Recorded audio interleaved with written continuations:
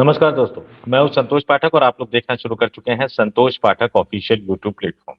आज का दिन बजट की खास चर्चा हो रही है, लेकिन अमेरिका भी काफी ज्यादा चर्चा में है और अमेरिका से जो फाइलें रिलीज की गई है पब्लिक डोमेन में, उन एप्स्टीन फाइल की भी बहुत ज्यादा चर्चा है और एप्स्टीन की फाइल में देश के प्रधानमंत्री नरेंद्र मोदी का भी नाम आया है और नरेंद्र मोदी का नाम किन संदर्भों में आया है, कल हमने इस पर डिटेल में स्टोरी करी थी।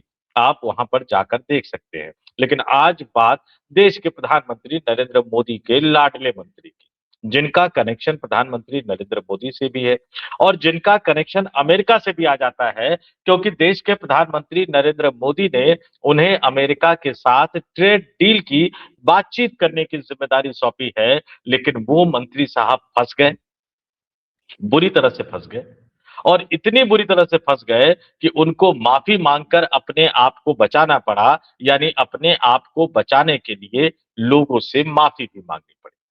चलिए, एक बात तो है कि भैया मोदी ना सही, मोदी के मंत्री तो माफी मांग रहे हैं। आखिर ये मामला क्या है? कहां पेच फंस गया है? क्यों माफी मांगनी पड़ी? क्या कर दिया उन्होंने? क्या फटकार भी लगी? क्या डांट भी लगी? और क्या उसकी कीमत सिर्फ वही चुकाएंगे? उनकी माफी से मामला सुलझ जाएगा या उसकी कीमत आने वाले दिनों में देश की राजनीति में एक भयंकर बवाल के रूप में आपको देखने को मिलेगा? ये तमाम खबर लेकर मैं आपके सामने आया हूं और मैं जानता हूं कि आपका प्यार, स्नेह, साथ, सहयोग, समर्थन, समर्पण लगातार हमारे हमको मिल रहा है। तो भैया, अगर आप नए दर्शक के तौर पर जुड़ रहे हैं तो हमारे चैनल को सब्सक्राइब कर लीजिएगा। नए पुराने दोनों दर्शकों से कहूंगा, मेंबर के तौर पर हमारे चैनल को ज्वाइन कर लीजिए। स्पेशल व्यूअर के तौर पर महीने की खर्च, महीने की लागत सिर्फ 89 रुपए की आती है। तो आगे बढ़िए, ज्वाइन कीजिए। अब आता हूं मोदी साहब के उन मंत्री पर। जी हाँ, पीयूष गोयल साहब नाम है।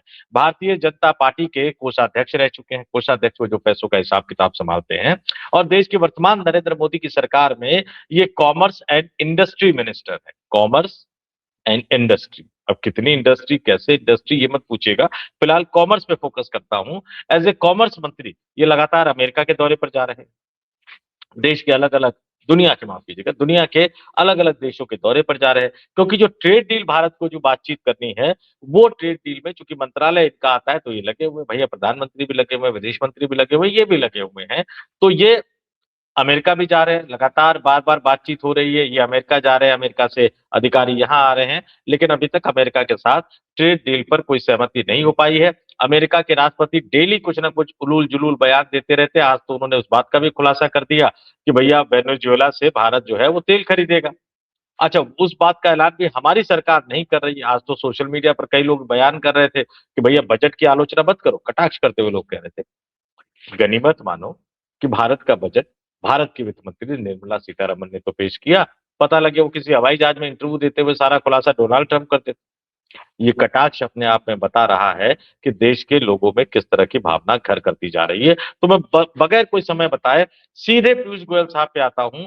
देश के प्रधानमंत्री नरेंद्र मोदी के लाडले मंत्री पर आता हूं, जो ट्रेड डील तो अमेरिका से नहीं कर पा रहे, लेकिन महाराष्ट्र में कुछ अलग तरह का डील करने लग गए थे और कुछ उन्होंने ऐसा कह दिया कि वो फंस गए, बुरी तरह से फंस गए और उनको फिर देश के लोगों से माफी मांगनी पड़ी। लेकिन उसके साथ ये सवाल खड़ा हो गया कि क्या इन्होंने भारतीय जनता पार्टी के दिग्गज नेताओं के किसी बड़े प्लान को लीक कर दिया? क्या कुछ ऐसा बड़ा होने जा रहा था? क्या वाकई ऐसा होने जा रहा था?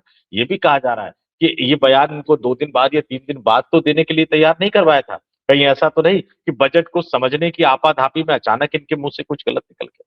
मैं बहुत ज्यादा इंतजार नहीं करवाऊंगा, सीधे आपको आपके स्क्रीन पर मैं इस खबर को दिखा देता हूं और इस खबर को आपके स्क्रीन पर देख लीजिए। ये नरेंद्र मोदी साहब के लाडले मंत्री जो हैं, फिर से दोहरा देता हूँ, बार बार लाडले मंत्री कह रहा हूँ, चूंकि वाकई बहुत लाडले मंत्री है। तो ये नरेंद्र मोदी साहब के लाडले मंत्री पीयूष गोयल साहब ने पोस्ट किया, क्या लिखा? एक वरिष्ठ पत्रकार ने मुझे गलत जानकारी दी थी कि श्री प्रफुल्ल पटेल राष्ट्रवादी कांग्रेस के अध्यक्ष चुने गए हैं। कौन सी राष्ट्रवादी कांग्रेस? अजीत पवार साहब वाली। इनको जानकारी किसने दी? वरिष्ठ पत्रकार। जानकारी की पुष्टि किए बिना मैंने मीडिया में कुछ बयान दिया था, किंतु बाद में पता चला जानकारी गलत है और राष्ट्रवादी कांग्रेस पार्टी उप मुख्यमंत्री श्रीमती सुनेत्रा अजीत दादा पवार के नेतृत्व में ही काम कर रही है। भ्रामक जानकारी के लिए मैं खेद प्रकट करता हूं। अब भैया इन्होंने ये कर दिया कि प्रफुल्ल पटेल जो है वो राष्ट्रवादी कांग्रेस पार्टी के राष्ट्रीय अध्यक्ष थे। अब फंस गए, गड़बड़ हो गई। क्या ये भविष्य में यही करने वाले थे भारतीय जनता पार्टी के लोग? पता नहीं सच क्या है, गलत क्या है, लेकिन अब उसका ठीकरा फोड़ दिया कि एक वरिष्ठ पत्रकार ने इनको जानकारी दी थी। अब भैया ये कैसे मंत्री हैं? कैसे इन्होंने शपथ ले रखा है सीक्रेसी और पता नहीं कौन कौन सी चीज की शपथ होती। अमेरिका से ट्रेड डील कर रहे हैं, दुनिया के देशों से ट्रेड डील कर रहे हैं, और एक पत्रकार की जानकारी पर इन्होंने एक तरह से बयान दे दिया, बधाई दे दिया, जो भी दे दिया वो अब ढूंढने मिल नहीं रहा है क्योंकि मीडिया मैनेज हो गया, लेकिन ये माफी मांग रहे हैं और भ्रामक जानकारी के लिए ये खेद प्रकट कर रहे हैं। अब ये हमारे और आपकी तरह नहीं होते हैं, जरा मैं बता दूं। चूंकि बजट था तो भैया बजट में तमाम सांसद होते, आप एनसीपी के किसी सांसद से पूछ सकते थे, किसी महाराष्ट्र के किसी और नेता से पूछ सकते थे अगर एनसीपी के सांसद नहीं आपको दिखे तो। फिर इनका मंत्री है तो इनको बड़ा कार्यालय भी मिलता है। अच्छा, इनके कार्यालय में टीवी भी लगा होता है, सहायक भी होते हैं, मोबाइल तो इनके पास एक से ज्यादा है, बड़े एक्सप्रेस ट्रेन की तरह भागते रहते हैं, रेल मंत्री भी रह चुके हैं। एक्सप्रेस ट्रेन की तरह हमेशा ये भागते रहते हैं, दौड़ते रहते हैं, बल्कि हम लोग तो कई बार इनको सलाह देते थे कि साहब थोड़ा सा धीरे चल लीजिए, कहीं गिर गिरा जाएंगे तो चोट लग जाएगी। तो ये भागते रहते हैं। तो मोबाइल आपके पास, टीवी आपके पास, संसाधन आपके पास, खबर को कंफर्म करने में 1 सेकंड लगता, आप सीधे प्रफुल्ल पटेल को फोन कर सकते थे, एनसीपी के किसी नेता को फोन कर सकते थे, लेकिन आपने खबर कर दी, बधाई दे दी और फिर उसका ठीकरा वरिष्ठ पत्रकार पर फोड़ रहे हैं। आप मुझे कमेंट करके बताइएगा, कहीं आपको ऐसा तो नहीं लग रहा, जो मुझे भी थोड़ा बहुत शंका लग रही है, कि भैया इसकी घोषणा बाद में होनी थी, लेकिन पहले ही घोषणा कर दी तो मामला फंस गया। और यहां से कई गंभीर सवाल शुरू होते हैं, बल्कि यहां पर कई गंभीर सवाल खड़े होते हैं। इस सवाल को हम लोग लगातार उठा रहे हैं। आखिर आनन फानन में सुनेत्रा पवार को उप मुख्यमंत्री पद की शपथ दिलाने की जरूरत क्या है? और अगर वाकई आपको लग रहा था कि इतना बड़ा पोर्टफोलियो है, बहुत जरूरी है उनको डिप्टी सीएम बनाना, तो जो फाइनेंस पोर्टफोलियो जो था अजीत पवार साहब के पास, वो मुख्यमंत्री देवेंद्र फडणवीस ने अपने पास क्यों रख लिया? सुनेत्रा पवार को वित्त मंत्रालय क्यों नहीं दिया गया? जबकि खुद देवेंद्र फडणवीस ये कह रहे हैं कि अजीत दादा पवार जो है वो बजट का काम करके गए थे, मैं थोड़ा बहुत उसको देखूंगा, लेकिन फिर आप सूत्रों के हवाले से कहते हैं कि नहीं बजट पेश करना है, वो अनुभवी नहीं है। अरे राज्यसभा सांसद है, चुनाव लड़ी हैं, पॉलिटिकल बैकग्राउंड से आती है, राजनीतिक परिवार से रही हैं, जीवन भर राजनीति ही देखी है, अच्छा भाषण देती है, अच्छा बोलती हैं, अच्छा इंटरव्यू देती है, अच्छा बाइट देती हैं। इंटरव्यू अलग होता है और इंटरव्यू में जो छोटे जो माइक आईडी पे आपको देते हैं उसको हम टीवी की भाषा में बाइट कहते हैं। वो सब कुछ करती है। आपको उन्हें डिप्टी सीएम बनाने की जरूरी थी, लेकिन आपको अजीत दादा पवार वाला मंत्रालय, वित्त मंत्रालय उनको नहीं देना था। यही आपकी मंशा पर एक गहरा सवाल खड़ा होता है, और यही सवाल खड़ा होता है कि आपने कहीं सुनेत्रा पवार को डिप्टी सीएम बनाकर परिवार को मिलने से तो नहीं रोक दिया। जो अजीत पवार फैसला कर चुके थे कि वो मिलन होगा दोनों पार्टियों का, यानी शरद पवार और अजीत पवार की पार्टी का विलय होगा, उस फैसले को रोकने के लिए आपने जल्दबाजी में प्रेशर डालकर, दबाव डालकर सुनेत्रा पवार को मंत्री बनाया।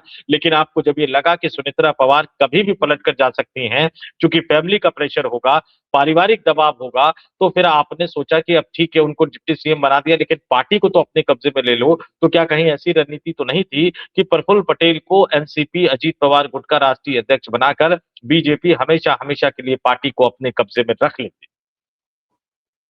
और मैं इसको क्यों कह रहा हूं? जिस भारतीय जनता पार्टी ने प्रफुल्ल पटेल को अजीत पवार की पार्टी के कोटे से अपनी सरकार, केंद्र सरकार में मंत्री बनाने से इंकार कर दिया, कोटे की जानकारी, कोटे का नियम का हवाला देते हुए, किस मजबूरी में प्रफुल्ल पटेल बार बार कह रहे हैं कि नहीं हम एनडीए गठबंधन का हिस्सा रहेंगे, हम भारतीय जनता पार्टी के साथ रहेंगे, जबकि शरद पवार खुद कर ओपनली सार्वजनिक रूप से बयान दे चुके थे कि उनकी बैठक हुई थी, 17 जनवरी को बारामती में हुई थी, और उस बैठक में यह फैसला हुआ था कि 12 फरवरी को अजीत पवार अपनी पार्टी का विलय एनसीपी यानी शरद पवार की पार्टी में करेंगे। लेकिन 17 जनवरी की बैठक के 11 दिन बाद एक दुर्भाग्यपूर्ण विमान हादसे में उनकी मौत हो जाती है।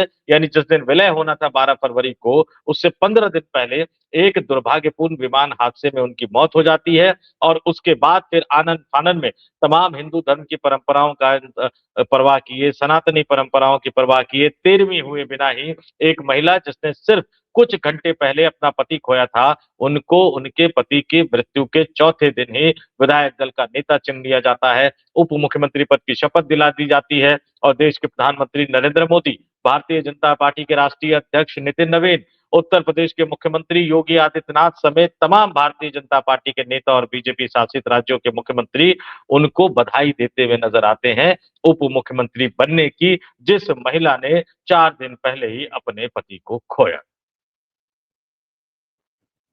ये सवाल मैं बहुत गहरी वेदना के साथ उठा रहा हूं दोस्तों, बहुत गहरे दुख के साथ उठा रहा हूं।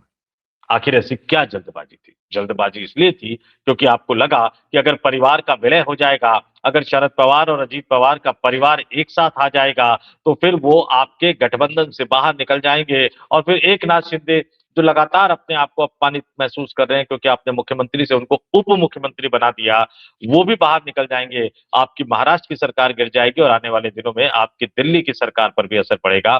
इसलिए आपने राजनीतिक गोटियां सेट करके एक परिवार के अंदर फिर से खेला कर दिया। जो शोक में डूबा हुआ था, जो गमगीन था, उनको आपने उप मुख्यमंत्री पद की शपथ दिलाकर उस परिवार के सदस्य को आपने उनके शोक का, उनके दुख का मजाक उड़ाने की कोशिश की और अब प्रफुल्ल पटेल के बहाने एनसीपी पर कब्जा जमाने की तैयारी की जा रही है ताकि एनसीपी का विलय आने वाले दिनों में सुनेत्रा पवार का अगर मन बदले भी तो वो चाहकर भी शरद पवार की पार्टी में अपनी पार्टी का विलय ना कर पाए, यानी शरद पवार की पार्टी के साथ ना जा पाए। क्या ये वही योजना थी जिसका खुलासा गलती से पीयूष गोयल ने कुछ दिन पहले कर दी? ये एक बड़ा सवाल है। और इनके पोस्ट से पहले आप प्रफुल्ल पटेल के पोस्ट पर चले जाइएगा, लगभग 1 घंटे पहले वो भी इसकी सफाई देते हुए नजर आ रहे थे कि कुछ मीडिया हाउसेज चला रहे हैं कि मुझे अध्यक्ष बना दिया गया। तो ऐसा कुछ नहीं है, हमारी पार्टी डेमोक्रेटिक पार्टी है। तमाम नेताओं से, पदाधिकारियों से, कार्यकर्ताओं से, विधायकों से बातचीत करके फैसला किया जाएगा और उसमें 1 दर्जन से ज्यादा मीडिया हाउसेज को उन्होंने टैग कर दिया है। खबर चलवाई किसने?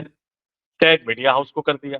बाद में जब पीयूष गोयल ने माफी मांगी तो पता लगा कि भैया ये खबर का जो रायता है वो तो पीयूष गोयल के यहाँ से फैला था और पीयूष गोयल ने उसका ठीकरा किसी एक वरिष्ठ पत्रकार पर छोड़ दिया।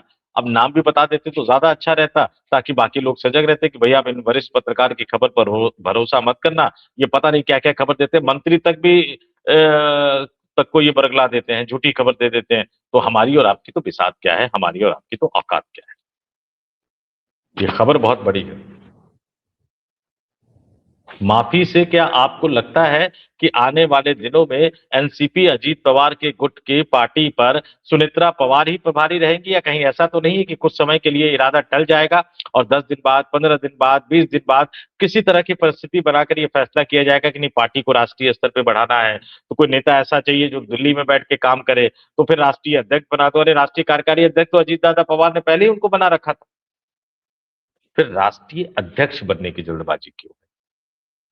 पहले सुनेत्रा पवार को उप मुख्यमंत्री का शपथ दिलवाने की जल्दबाजी थी और अब एनसीपी अजीत पवार के गुट पर कब्जा करने की जल्दबाजी है। लेकिन कभी कभी गलती हो जाती है और उसी गलती के कारण देश के प्रधानमंत्री नरेंद्र मोदी साहब के लाडले मंत्री को माफी मांगनी पड़ी है। हम अपने दर्शकों से कहेंगे, कमेंट करके बताइएगा कि क्या योजना का खुलासा जल्दबाजी में कहीं कुछ दिन पहले तो नहीं कर दिया और आने वाले दिनों में क्या वाकई आप भी इस बात से सहमत है कि इस पार्टी की कमान तो प्रफुल्ल पटेल को मिलेगी राष्ट्रीय अध्यक्ष के तौर पर? हाँ, थोड़ा सा डिले हो गया क्योंकि मामला लीक हो गया, पब्लिक डोमेन में आ गया, लेकिन ये ऐसा होगा। क्या आपको लगता है? कमेंट करके जरूर बताइएगा कि आपको लगता है कि सरकार तो बचा ली, सरकार बचाने के लिए सुनेत्रा पवार का आनन फानन में उनकी पति की मृत्यु के चौथे दिन ही उनको शपथ तो दिलवा दी, अब पार्टी पर कब्जा करने की तैयारी है। क्या आपको ऐसा लगता है? कमेंट करके जरूर बताइएगा। तो इस वीडियो में इतना ही। मुझे यानी संतोष पाठक को दीजिए इजाजत। जाते जाते फिर अपील आग्रह करूंगा आपसे, नए दर्शक के तौर पर जुड़े हैं तो सब्सक्राइब कर लीजिएगा और नए पुराने दोनों दर्शकों से कि मेंबर के तौर पर ज्वाइन जरूर कर लीजिएगा। महीने का सिर्फ और सिर्फ 89 रुपए का खर्च आता है। आज के लिए इतना ही। बहुत बहुत धन्यवाद, आभार, नमस्कार।